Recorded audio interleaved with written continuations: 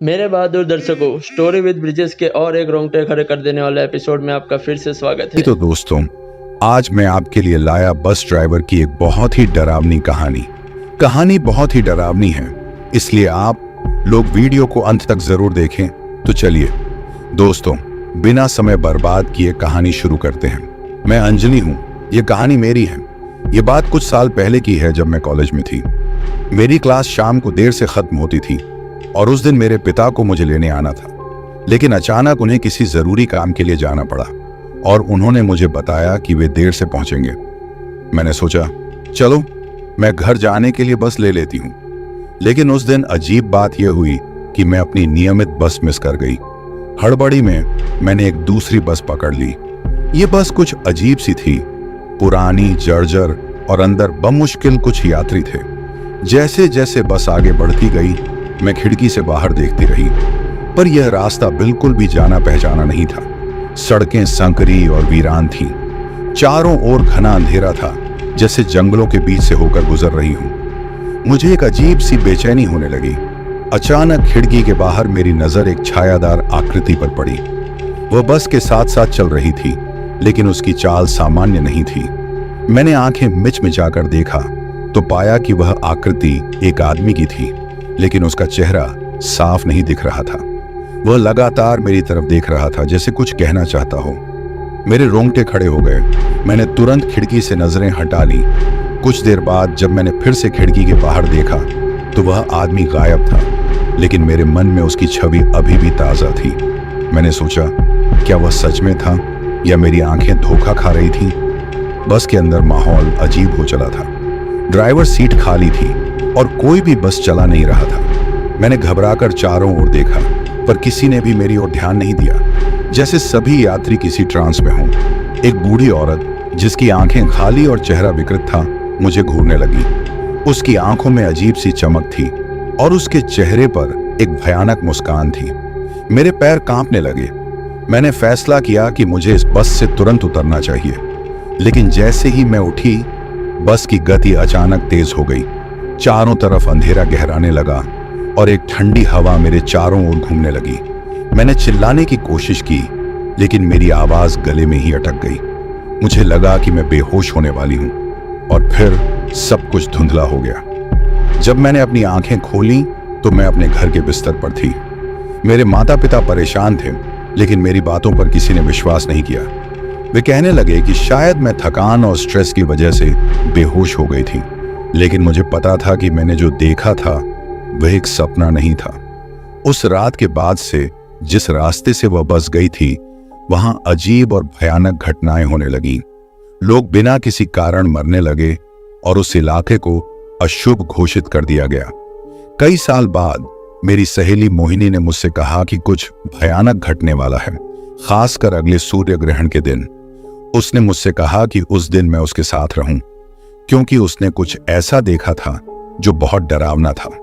अब मैं उस दिन का इंतजार कर रही हूं, मन में एक अजीब सा डर और बेचैनी लेकर। मुझे नहीं पता कि उस दिन क्या होगा, लेकिन मैं जानती हूं कि कुछ बहुत बुरा घटने वाला है। मोहिनी की बातों ने मुझे और भी बेचैन कर दिया।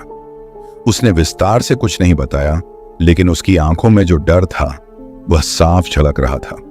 वह अक्सर कहती कि उसे किसी रहस्यमयी चीज का आभास हो रहा है, जैसे कोई अदृश्य शक्ति उसके चारों ओर मंडरा रही हो। उस दिन के बाद मुझे महसूस होने लगा कि मेरे आसपास कुछ अजीब घट रहा है। जब भी मैं अपने कमरे में अकेली होती, मुझे ऐसा लगता जैसे कोई मेरी हर हरकत पर नजर रख रहा हो। कभी कभी रात में मुझे ऐसा महसूस होता कि कोई मेरी खिड़की के बाहर खड़ा होकर मुझे देख रहा है। एक रात मैं नींद में थी जब अचानक मेरी नींद खुली। कमरे में अजीब सा सन्नाटा था, ऐसा जैसे समय ठहर गया हो। मैंने हिम्मत करके अपनी खिड़की की ओर देखा। वहां बाहर अंधेरे में एक आकृति खड़ी थी। यह वही आदमी था जिसे मैंने उस बस से देखा था। वह अभी भी मुझ पर उसी ठंडी निगाह से देख रहा था। मेरा दिल जोर जोर से धड़कने लगा और मेरी सांसें थम सी गईं। मैंने तुरंत खिड़की के पर्दे खींच दिए और अपनी आंखें बंद कर ली, यह उम्मीद करते हुए कि यह सिर्फ मेरा वहम हो।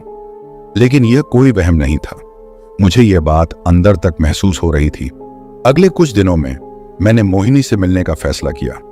जब मैं उससे मिलने गई तो उसने मुझे बताया कि उसके साथ भी अजीब घटनाएं हो रही हैं। उसने बताया कि उसे रात में बार बार एक ही सपना आता है, जिसमें वह एक गहरे अंधेरे कुएं के किनारे खड़ी होती है और कोई अदृश्य ताकत उसे खींचने की कोशिश कर रही होती है। वह हर बार उस सपने से पसीने से लथपथ जाग जाती थी। हम दोनों ने तय किया कि अगले सूर्य ग्रहण के दिन हम एक साथ रहेंगे। सूर्य ग्रहण का दिन करीब आ रहा था और हमारे अंदर का डर भी बढ़ता जा रहा था। मोहिनी के सपने और ज्यादा विकृत हो गए थे। वह बताती कि उस कुएं के पास अब सिर्फ वही नहीं होती, बल्कि और भी कई अजनबी चेहरे उसे घूर रहे होते थे। इन चेहरों में दर्द और आतंक का भाव होता था, जैसे वे किसी भयंकर यातना से गुजर रहे हों। जैसे जैसे सूर्य ग्रहण का दिन नजदीक आया, अजीब घटनाओं की तीव्रता बढ़ती गई। घर की चीजें अपने आप इधर उधर खिसकने लगीं। कभी कभी मैं कमरे में अकेले होने के बावजूद किसी के पैरों की आहट सुन सकती थी। और फिर वह दिन आ गया। मैं और मोहिनी उस दिन के लिए पूरी तरह तैयार थे, लेकिन डर हमें अंदर से खाए जा रहा था। सूर्य ग्रहण धीरे धीरे शुरू हुआ और अंधेरा चारों ओर फैलने लगा। कमरे में घना सन्नाटा था और हम दोनों की नजरें लगातार खिड़की पर टिकी थीं, जैसे किसी भयानक चीज का इंतजार कर रहे हों। सूर्य ग्रहण के साथ ही अजीब घटनाएं और बढ़ने लगी। जैसे ही सूर्य का अंतिम टुकड़ा छिपा, कमरे में अचानक ठंडक सी फैल गई। मैं और मोहिनी कांपते हुए एक दूसरे को देख रहे थे। हमें लगा कि कुछ बहुत भयानक होने वाला है। कमरे के दरवाजे पर धीरे धीरे खड़खड़ाहट शुरू हुई, जैसे कोई बाहर से अंदर आने की कोशिश कर रहा हो। हम दोनों ने नजरें दरवाजे की ओर घुमा दी, लेकिन हिम्मत नहीं हुई कि जाकर दरवाजा खोलें। कुछ पल के लिए सब शांत हो गया और तभी अचानक खिड़की के शीशे पर किसी ने जोर से दस्तक दी। मैंने और मोहिनी ने झटके से उस दिशा में देखा। खिड़की के बाहर वही विकृत चेहरा था जो मोहिनी के सपनों में उसे परेशान करता था। चेहरा लगभग इंसानी था, लेकिन उसकी आंखें बेहद बड़ी और खाली थीं। उसके होंठों पर अजीब सी मुस्कान थी और उसकी आंखों में कोई भाव नहीं था। मोहिनी चीख पड़ी और मैं बुरी तरह डर गई। हम दोनों तेजी से दरवाजे की ओर दौड़े, लेकिन जैसे ही दरवाजा खोला, बाहर का दृश्य और भी भयानक था। हमारे घर के ठीक सामने सड़क पर वो बस खड़ी थी जिसे मैंने उस दिन लिया था। यह वही जर्जर पुरानी बस थी और उसके अंदर धुंधली परछाइयां नजर आ रही थीं। ऐसा लग रहा था जैसे बस हमारे घर के सामने रुकी हो, सिर्फ हमारे लिए। मोहिनी ने मुझसे कहा, यह वही बस है अंजलि, हमें इससे दूर रहना होगा। लेकिन तभी हमने सुना कि बस के अंदर से कुछ लोग पुकार रहे थे। आवाजें अस्पष्ट और डरावनी थीं, जैसे कोई गहरे कुएं के अंदर से पुकार रहा हो। आवाजें लगातार तेज होती गईं और ऐसा लगने लगा कि वे हमारे घर के अंदर घुसने की कोशिश कर रही हैं।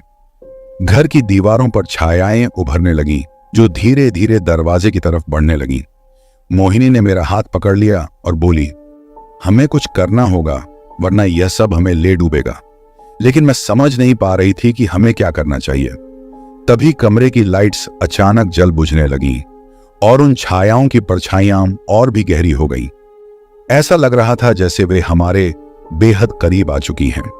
मेरे दिमाग में अजीब अजीब ख्याल आने लगे, जैसे कोई मेरे सोचने की शक्ति को अपने कब्जे में ले रहा हो। मैंने महसूस किया कि मेरी आंखें भारी हो रही हैं और मेरे हाथ पैर जैसे सुन्न होते जा रहे हैं। मोहिनी की आवाज अब मेरे कानों में धुंधली हो रही थी और उसकी पकड़ भी कमजोर पड़ती जा रही थी। मुझे लगा कि मैं फिर से बेहोश होने वाली हूं, लेकिन इस बार डर कहीं ज्यादा गहरा और असहनीय था।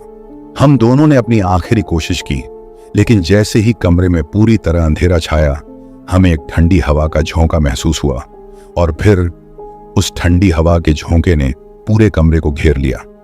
मैंने महसूस किया कि जैसे कोई अदृश्य ताकत हमें अलग करने की कोशिश कर रही थी। मोहिनी का हाथ धीरे धीरे मुझसे छूटने लगा और मेरी हिम्मत जवाब दे रही थी। मैंने खुद को और मोहिनी को बचाने के लिए पूरी ताकत से उसका हाथ पकड़ने की कोशिश की, लेकिन वह धीरे धीरे मुझसे दूर खिसकती जा रही थी। कमरे में चारों तरफ सरसराहट की आवाजें सुनाई देने लगीं, जैसे कई लोग धीरे धीरे हम पर करीब आ रहे हों। मोहिनी ने घबराई आवाज में कहा, अंजलि, ये चीजें हमें यहां से ले जाएंगी, हमें कुछ करना होगा। उसकी आवाज में इतना डर था कि मैं भी पूरी तरह से सहम गई थी। तभी कमरे के किसी कोने से एक धीमी रहस्यमयी हंसी गूंजने लगी। यह हंसी धीरे धीरे तेज होती जा रही थी और हमें दोनों को महसूस हो रहा था कि वह हंसी हमारे भीतर घुस रही है, हमारी सोच को विकृत कर रही है। मैंने मोहिनी की आंखों में देखा और उसमें वही डरावनी मुस्कान उभर आई थी जो मैंने बस में उस विकृत औरत के चेहरे पर देखी थी। मैं घबराकर पीछे हट गई। मेरी आंखों के सामने मोहिनी का चेहरा बदलने लगा। उसकी आंखें बड़ी होती जा रही थीं और उसकी मुस्कान खतरनाक रूप से विकृत हो रही थी। मैं चीखना चाहती थी, लेकिन मेरी आवाज गले में ही फंस गई। मैंने कमरे के दरवाजे की ओर भागने की कोशिश की, लेकिन जैसे ही मैं दरवाजे के पास पहुंची, दरवाजा अपने आप बंद हो गया। मैंने उसे खोलने की कोशिश की, लेकिन दरवाजा जैसे किसी अदृश्य ताकत से लॉक हो गया था।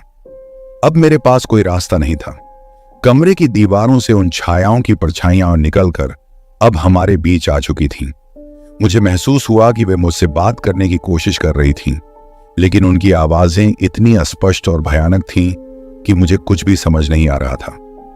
मोहिनी ने अचानक मेरे करीब आकर मेरा हाथ पकड़ लिया। उसकी आंखें अब पूरी तरह से बदल चुकी थीं। वे काले और गहरे हो गए थे, जैसे उनमें कोई जीवन नहीं बचा हो।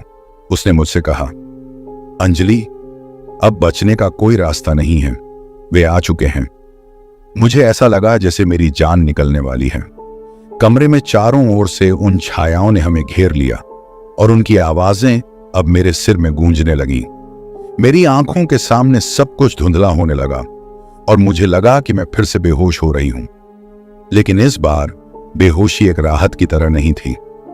यह ऐसा था जैसे मैं किसी गहरे अंतहीन अंधेरे में गिर रही हूं, जहां से वापस आने का कोई रास्ता नहीं है। और फिर अचानक सब कुछ शांत हो गया।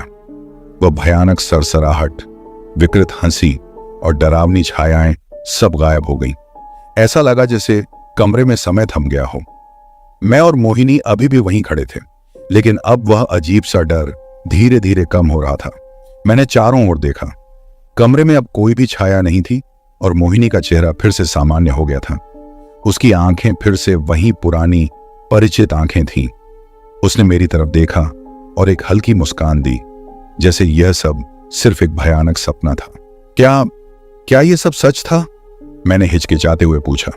मोहिनी ने धीरे से सिर हिलाया। मैं नहीं जानती अंजलि, लेकिन जो भी था, लगता है कि अब सब ठीक हो गया है। हम दोनों ने राहत की सांस ली। ऐसा लग रहा था जैसे उस भयानक रात का अंत हो गया हो। मैं अब भी डरी हुई थी, लेकिन अंदर एक अजीब सी शांति थी। कमरे का माहौल अब सामान्य था, जैसे कुछ भी नहीं हुआ हो। हमने घर के बाहर देखा तो वह बस भी गायब हो चुकी थी। सड़कों पर फिर से जीवन लौट आया था। ऐसा लग रहा था जैसे यह सब एक भयानक भ्रम था, लेकिन उस रात के अनुभव ने हमें पूरी तरह बदल दिया था। उसके बाद हम दोनों ने यह तय किया कि इस घटना के बारे में किसी से भी बात नहीं करेंगे। यह एक ऐसा राज था जिसे हम दोनों अपने साथ लेकर चलने वाले थे। धीरे धीरे समय बीतता गया और वह घटना सिर्फ एक धुंधली याद बनकर रह गई। लेकिन एक बात मैं अब भी महसूस करती हूं, जब भी सूर्य ग्रहण के दिन नजदीक आते हैं, एक हल्की बेचैनी मेरे अंदर उभरने लगती है, जैसे वह घटना मुझे फिर से बुला रही हो। पर अब मैं और मोहिनी एक बात जानते हैं, कभी कभी भयानक घटनाएं भी बीत जाती हैं और हमें सिर्फ उनसे सबक लेकर आगे बढ़ना होता है। जीवन हमें हमेशा दूसरी शुरुआत का मौका देता है और हमने भी वह मौका दोनों हाथों से थाम लिया। मेरा नाम हरफूल है और मैं पिछले 20 सालों से राजस्थान के छोटे छोटे गांवों के बीच सरकारी बस चलाता हूं। यह काम मैंने अपने पिता से सीखा था और उन्हीं के पद चिन्हों पर चलते हुए मैंने भी ड्राइविंग को ही अपना जीवन बना लिया। आमतौर पर मेरे पास वही पुराने और जाने पहचाने रास्ते होते हैं, ऊबड़ खाबड़, सुनसान और कभी कभी खौफनाक। लेकिन उस रात जो मेरे साथ हुआ, उसने मेरी पूरी जिंदगी को बदल कर रख दिया। वो जुलाई का महीना था और मैं अपनी रात की शिफ्ट में था। उस रात आसमान में काले बादल छाए हुए थे और ठंडी हवाएं चल रही थीं।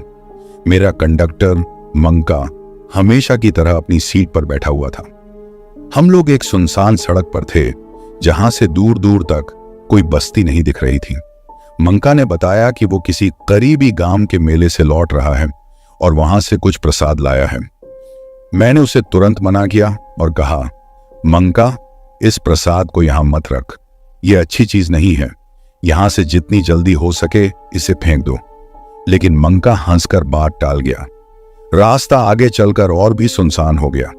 आसमान में बिजली चमक रही थी और बारिश के आसार दिखने लगे थे। अचानक हमने देखा कि एक औरत सफेद साड़ी पहने बस के आगे हाथ हिलाते हुए खड़ी है। इस सुनसान इलाके में एक औरत का इस तरह से दिखना बहुत ही अजीब था।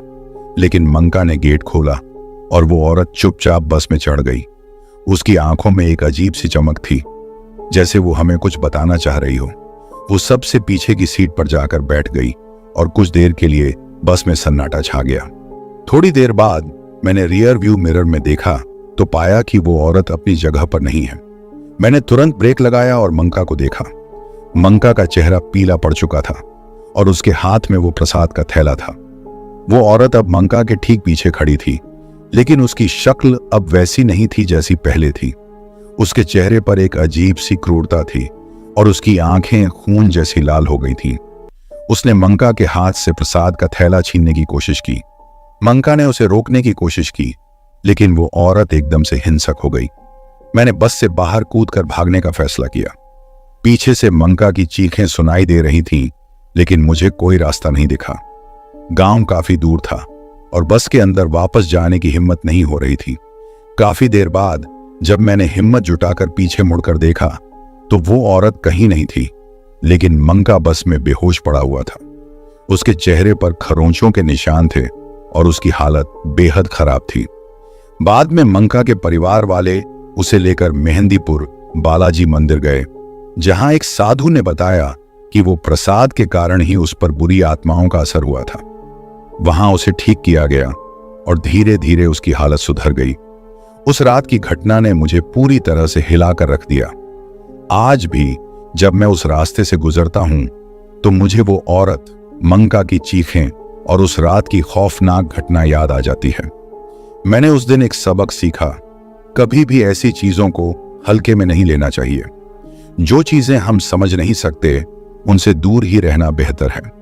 उस रात की खौफनाक घटना के बाद मैंने अपनी जिंदगी में कई चीजें बदल दी। उस दिन के बाद मैंने कभी भी किसी भी अजीबोगरीब बात को नजरअंदाज नहीं किया। पर जिंदगी फिर भी चलती रही और हमें अपना काम भी करना था। मंका उस घटना के बाद कई दिनों तक छुट्टी पर रहा, लेकिन वो पूरी तरह से ठीक हो गया और फिर से काम पर लौट आया। जब मंका वापस आया तो मैंने उससे उस रात के बारे में बात करने की कोशिश की, लेकिन उसने कुछ भी कहने से मना कर दिया। वो हमेशा ही थोड़ा हंसमुख और बातूनी किस्म का इंसान था, लेकिन अब वो पहले जैसा नहीं रहा।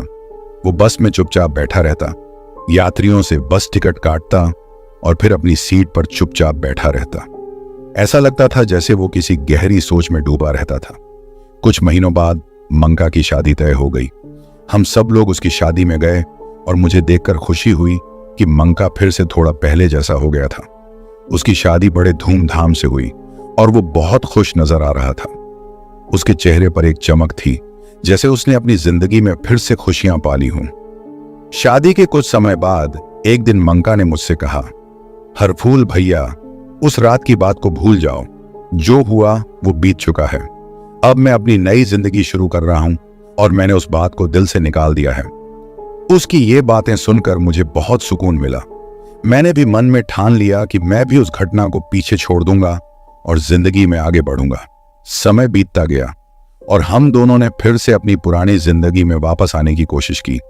धीरे धीरे वो डरावनी रात की यादें भी धुंधली पड़ने लगी। हमने फिर से अपने काम में मन लगाया और यात्रियों के साथ हंसी मजाक करने लगे। ऐसा लगता था जैसे जिंदगी ने हमें फिर से एक नया मौका दिया हो। कुछ साल बाद मंका ने एक छोटा सा घर भी खरीद लिया और अपने परिवार के साथ खुशहाल जीवन जीने लगा। उसके चेहरे पर अब वही पुरानी मुस्कान लौट आई थी। मुझे देखकर अच्छा लगा कि जिंदगी ने उसे फिर से खुशियां दी हैं। मैंने भी अपनी जिंदगी में उस डरावनी रात की छाया को पीछे छोड़ दिया और फिर से अपने काम में मन लगाया।